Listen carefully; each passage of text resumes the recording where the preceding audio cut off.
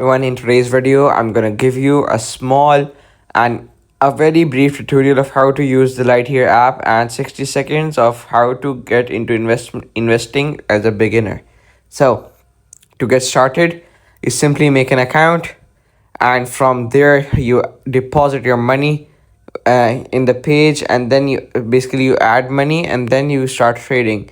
So they have free EFTs, flexible ETFs, flexible ISAs that help you move money freely in and out of your ISAs without losing any of your annual allowances.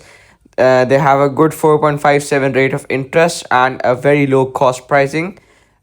And they have, you can see the cost pricing of UK stock is £1 per order, and US stock is 0.1 to $1 max. And EU stock bonds has basically the EU area has €1 per order, and they give you things for free such as exchange traded funds, ETFs, account fee. They don't have account fee, multi currency account. They give it to you for free, and USD, Euro, and GBP accounts for free, and bank transfer. And yeah, they give you a lot of features for free, and they simply are transparent for what they charge and why they charge it.